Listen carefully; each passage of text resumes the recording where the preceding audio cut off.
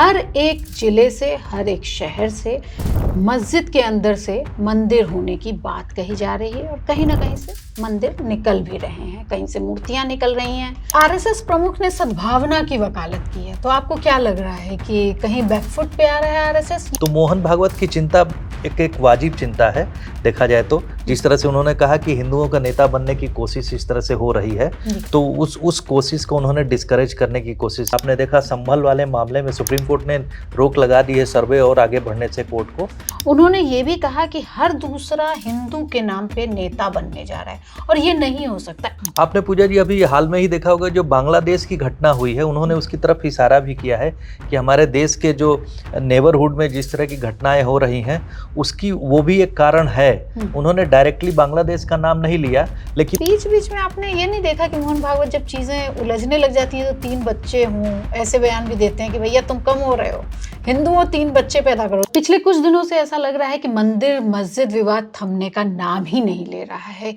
हर एक जिले से, हर एक शहर से मस्जिद के अंदर से मंदिर होने की बात कही जा रही है और कहीं ना कहीं से मंदिर निकल भी रहे हैं, कहीं से मूर्तियां निकल रही हैं, कहीं से खनन में कुछ ऐसे अवशेष मिल रहे हैं जो मंदिर होने की गवाही देते हैं। ऐसे में अब आरएसएस प्रमुख मोहन भागवत ने एक बार फिर कहा है कि ये विवाद अगर चलता रहा तो देश में सद्भावना पे असर पड़ेगा और भारत को ऐसा मॉडल बनना चाहिए कि वो सद्भावना का मॉडल बने। इसके लिए हमारे साथ आज अरुण जी हैं, फिर से हम लोग बात करेंगे और आप बताइएगा कि कैसी रही बातचीत और क्या आपको नया हमारी बातचीत में चाहिए। लेकिन उससे के बीच में हम लोग बात करते हैं, ये क्या मोहन भागवत जब भी बोलते हैं तो वो बड़ी खबर तो चलिए बनती ही है। आरएसएस प्रमुख ने सद्भावना की वकालत की है, तो आपको क्या लग रहा है कि कहीं बैकफुट पे आ रहा है आरएसएस या देश में जो अशांति फैल रही है उसको लेके मोहन भागवत ने ये बात? नहीं, आरएसएस बैकफुट पे नहीं है। आरएसएस चीज़ों को दूसरे संदर्भ में देखने की कोशिश हुई है आरएसएस प्रमुख की तरफ से, क्योंकि हर लोकल लेवल पे अगर जो है लोग मस्जिदों में मंदिर तलाशेंगे तो जाहिर सी बात है जिस तरह से अव्यवस्था फैल जाएगी, कानून व्यवस्था की स्थिति पैदा हो जाएगी और राइट्स की तरफ बढ़ जाएंगे, स्थितियां ऐसी पैदा हो जाएंगी। तो लॉ एंड ऑर्डर को बनाए रखने के लिए और हमारा लक्ष्य क्या है, गवर्नेंस या सरकार का जो ग्रेटर जो एम क्या है, डेवलपमेंट, हम लोग आगे बढ़ें। सबसे बड़ी बात तो वही है। अगर भारतीय जनता पार्टी शासन सत्ता में आई है तो उसके पीछे आरएसएस की बड़ी मेहनत है। आरएसएस ने जो पीछे रह के जो है संगठनात्मक लेवल पे जो है बहुत काम किया है। तो मोहन भागवत की चिंता एक वाजिब चिंता है देखा जाए तो। जिस तरह से उन्होंने कहा कि हिंदुओं का नेता बनने की कोशिश इस तरह से हो रही है, तो उस कोशिश को उन्होंने डिस्करेज करने की कोशिश की। कुछ लोग इसमें इस तरह की बात कर रहे हैं कि साहब इस उनके इस लेटेस्ट स्टेटमेंट से जो है स्थितियों पे थोड़ा सा लगाम लगनी चाहिए। काफ़ी मुस्लिम नेताओं ने, एमपीज ने जो है इनके बयान की तारीफ की है। आप देखेंगे कि 2 साल पहले भी तकरीबन जो है मोहन भागवत जी ने इसी तरह का एक स्टेटमेंट दिया था कि हर मंदिर के, उस समय जब आपने याद होगा कि बनारस वाला इशू जो ज्ञानवापी इशू हुआ था, लिटिगेशन उसमें फाइल हुआ था, तो देखा जाए तो बीजेपी के साथ में कोर इशू में क्या था, राम मंदिर हुआ करता था। जो उनका 3 बड़े एजेंडा थे, राम मंदिर, आर्टिकल 370 को हटाना और तीसरा है यूनिफॉर्म सिविल कोड। तो 2 तो एजेंडा पूरा हो चुका है। तीसरे की बात जो चल रही है इस समय कि उसको किस तरह से यूनिफॉर्म सिविल कोड को लाया जाए, उस पर चर्चा चल रही है। लेकिन जो ये 2 इशू सॉल्व हो गए, आस्था का प्रतीक, राम मंदिर आस्था का प्रतीक हुआ करता है जैसा कि, तो उस इशू को लेकर सबसे बड़ा आंदोलन हुआ, आप जानती ही हैं। बीजेपी उसी के बाद सत्ता में आई, तो उसके बाद चीज़ों पे एक ठहराव आ गया था। लेकिन जब ज्ञानवापी इशू सामने आया तो उसके बाद फिर से आपने देखा होगा कि मथुरा वाला इशू भी आगे आ गया और ऑफ लेट आपने देखा पिछले 2 महीने से संभल और उसके बाद और कई जगह बदायूं हो, बरेली हो, अलीगढ़ हो, या फिर और उसके बाद अजमेर शरीफ के ऊपर भी एक किताब आई है, उसमें दावा किया जा रहा था। तो ये सब ऐसा नहीं कहा जा सकता पूरी तरह से कि चीज़ें गलत हैं, लेकिन उसके पीछे जो सच्चाई ये है कि अगर उस तरह से कोशिश की जाएगी तो फिर सौहार्द तो बिगड़ता ही है। इसी बात को ध्यान में रखते हुए आपने देखा है कि प्लेसेज ऑफ वर्शिप एक्ट जो 1991 में उस समय नरसिम्हा राव की सरकार थी, उन्होंने वो एक्ट पास करवाया था। तो उसमें उसके पीछे मंशा यही थी कि राम मंदिर को छोड़ के उसके बाद और प्लेसेज पे जो है यथास्थिति बरकरार रहे। तो यथास्थिति बरकरार उस एक्ट को लेकर भी जो है अभी सुप्रीम कोर्ट में एक पिटीशन फाइल हुई है। उसी के तहत सुप्रीम कोर्ट ने अभी एक आदेश जारी कर दिया है कि साहब जब तक हमारा वर्डिक्ट नहीं आ जाता प्लेसेज ऑफ वर्शिप एक्ट की जो वैलिडिटी पे, तब तक जो है कोई भी कोर्ट इस तरह के आदेश देने से बचे। ऐसी स्थिति कोर्ट ने बिल्कुल सुप्रीम कोर्ट ने साफ साफ कही है।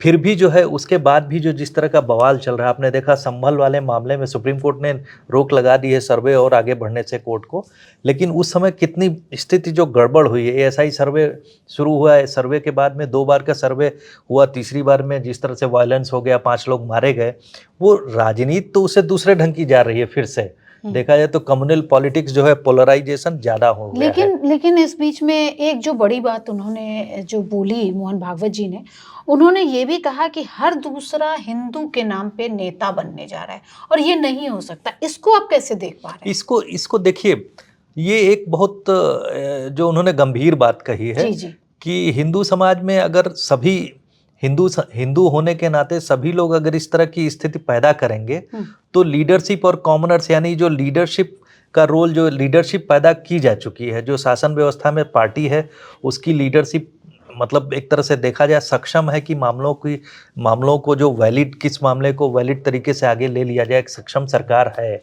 तो ऐसी स्थिति में लोकल लेवल पे अगर वो न्यूसेंस एलिमेंट हो गया, उन्होंने न्यूसेंस एलिमेंट्स की ओर इशारा किया। जैसे आपने देखा होगा कि जब सरकार सत्ता में आई तो जो गौ हत्या को रोकने के नाम पे सड़कों पे वायलेंस होना शुरू हुआ, तो उस समय भी इस तरह से जो है संगठन की तरफ से बयान आया था। तो अगर इस तरह की स्थितियों को रोका नहीं जाएगा तो सड़क पे जो जिस तरह की जो कहते हैं कि कयास वाली स्थिति पैदा हो जाएगी। और इस समय आपने देखा होगा कि आरएसएस ने जिस तरह से कोशिश की है कि हिंदू जनमानस में जो है हिंदुओं को कम से कम एक रखने की कोशिश में, आपने देखा महाराष्ट्र चुनाव उसका एक एग्जाम्पल है कि जब सब एक होने की बात हो रही है तो एक होने में ऐसा नहीं है कि बाकी जो और लोग हैं उनको आप समाप्त कर देंगे। एक होने का मतलब ये है कि आप लोग जितने भारतीय हैं, भारतीयता में विश्वास करते हैं, तो वो या राष्ट्रवाद में विश्वास करते हैं, नेशन की यूनिटी में विश्वास करते हैं, या फिर ये सामाजिक सद्भाव में विश्वास करते हैं, ये एकता की बात है। लेकिन उसको संकीर्ण संदर्भ देख लिया जाए कि साहब सिर्फ हिंदू ही एक हो, ऐसी बात नहीं हो सकती। आपने पूजा जी अभी हाल में ही देखा होगा जो बांग्लादेश की घटना हुई है, उन्होंने उसकी तरफ इशारा भी किया है कि हमारे देश के जो नेबरहुड में जिस तरह की घटनाएं हो रही हैं उसकी वो भी एक कारण है। उन्होंने डायरेक्टली बांग्लादेश का नाम नहीं लिया, लेकिन उन्होंने एक तरह से इशारा किया कि बांग्लादेश में जो घटना हुई है वो थोड़ा सा जो है वो एक तरह से देखा जाए उसके ऊपर चिंताजनक है वो घटना, क्योंकि वहाँ माइनॉरिटीज़ का जो हश्र हुआ है तो हम अपने देश में ऐसी स्थिति नहीं कर सकते हैं, ये भी उन्होंने इशारा किया है। लेकिन मैं आपको बता दूं कि जो बांग्लादेश की घटना है उसकी वजह से उसने जो है एक तरह से उत्प्रेरित किया है ऐसे एलिमेंट्स को कि जो माइनॉरिटी और मेजॉरिटी का जो डिवीजन हो उसको आगे बढ़ाया जाए। इस तरह के एलिमेंट्स को जो है एक तरह से देखा जाए तो बांग्लादेश की घटना ने प्रभावित किया है। अच्छा, काफ़ी इनके इस बयान को, जैसा कि आपने बोला कि इकरा हो या फिर दूसरे और बड़े नेता हों, उन लोगों ने इनका बड़ा समर्थन भी किया है। लेकिन बीच बीच में आपने ये नहीं देखा कि मोहन भागवत जब चीज़ें उलझने लग जाती हैं तो 3 बच्चे हों, ऐसे बयान भी देते हैं कि भैया तुम कम हो रहे हो, हिंदू हो 3 बच्चे पैदा करो। तो फिर इसको फिर कैसे देखा जाए? देखिए, वो जो बच्चे कम पैदा करने की बात उन्होंने इसलिए कहा कि एक जो ग्लोबल लेवल पे एक रिपोर्ट आई है जिसका उन्होंने उदाहरण देते हुए कहा है कि अभी तो जैसे लग रहा है कि हम लोग इंक्रीज कर रहे हैं, हमारी संख्या इस समय बढ़ी है 2000 के दशक में, इस समय जो हमारी जनसंख्या बढ़ती हुई दिख रही है। लेकिन आने वाले समय में जो रिपोर्ट्स आ रही है उसमें हम लोग की जो जनसंख्या बुरी तरह से अक्रॉस द ग्लोब वो कम होती जा रही है। ज़्यादातर लोग शादी नहीं कर रहे हैं, शादी नहीं कर रहे हैं, लोग दूसरे ढंग से रिलेशनशिप में रह रहे हैं। तो लोग आने वाले जो आप यूँ कहें कि जो हमारे यहाँ सामाजिक व्यवस्था में जो जिम्मेवारी के साथ एक व्यवस्था बनाई गई थी, तो आने वाले समय की जो स्थिति ये है गड़बड़ कि साहब लोग उस व्यवस्था के साथ आगे बढ़ना नहीं चाहते हैं। इसीलिए इसी पर चिंता करते हुए जो है मोहन भागवत जी ने कहा कि अपने को 3 बच्चे अब पैदा हों, 3 बच्चे पैदा हों, तो उसमें उन्होंने ताकि हिंदू जनमानस यानी हिंदू जनसंख्या भी बढ़े और हमारे यहाँ जो वो स्थिति हम लोग फेस न करें जैसा कि आने वाले समय में कहा जा रहा है उस रिपोर्ट के तहत। अच्छा, उन्होंने एक बात और भी कही कि देश जो है वो संविधान से चलता है, और उन्होंने फिर 1857 का भी जिक्र किया। उन्होंने कहा कि किस तरह से मुगल बादशाह जो बहादुर शाह जफर थे उन्होंने गो हत्या पे प्रतिबंध लगा दिया था। तो इस तरह की बातें करके क्या आपको लग रहा है कि वो एक वर्ग को, मुस्लिमों को साधने की कोशिश कर रहे हैं? नहीं, साधने की कोशिश नहीं कर रहे हैं। देखिए, जो मैंने कहा ना कि राष्ट्रवाद की बात है, जैसे संघ जैसा संगठन जो है राष्ट्रवाद को आगे बढ़ाता है। तो भारत राष्ट्र में जो भी एक तरह से आप यूँ कहें कि यहाँ रहने वाला है, वो उसको उसकी राष्ट्रीयता पे प्रश्न चिन्ह नहीं लगाया जा सकता। इसीलिए उन्होंने, आपको याद होगा कुछ समय पहले कहा कि जितने भी यहाँ के निवासी हैं, चाहे हिंदू हो चाहे मुस्लिम हो, बेसिकली हिंदू हैं, क्योंकि यहीं पर उनकी रूट्स हैं। तो इस बात को आप संदर्भ में रखते हुए कहेंगे कि उन्हें किसी को प्लेकेट करने की जरूरत नहीं है। उन्होंने साफ शब्दों में कहा कि जिस तरह से बहादुर शाह जफर की बात कही आपने, उन्होंने हिंदू सेंटीमेंट्स का, क्योंकि वो उस तरह के उदार बादशाह थे कि उनको पता था कि हमारा जो साथ में जो रूलिंग जो ज़्यादातर जनसंख्या है यहाँ पर वो हिंदू है, तो हिंदू भावनाओं का ख्याल रखना ही पड़ेगा आपको।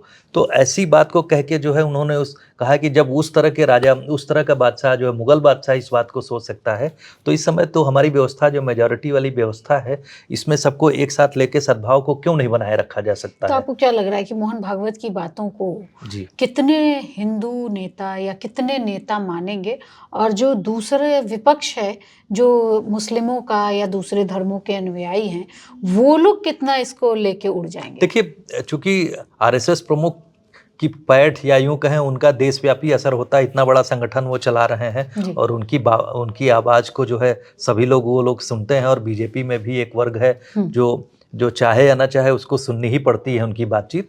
तो ऐसी वजह से जो है, जब वो जिसकी बात को सब लोग सुनते हैं, तो जाहिर सी बात है मुस्लिम पक्ष हो या उनके लीडर हो, उनको ये पता, उनको भी ये बात अच्छी लगती है कि साहब उस पक्ष का एक शीर्ष का व्यक्ति जो है इस तरह की बात कर रहा, सामाजिक सद्भाव को लेकर या राष्ट्र को एक बनाए रखने की बात जो आती है, ये अच्छी बात है। तो उनको वो जो सूदिंग टू ईयर्स कहते हैं ना, सूदिंग स्टेटमेंट है ये काफ़ी, क्योंकि राष्ट्रवाद में हमेशा एग्रेसिव तरीके से आप किसी एक पक्ष को नकार नहीं सकते हैं। आप देश का विकास होगा तो सर्वांगीण विकास की बात होती है ना।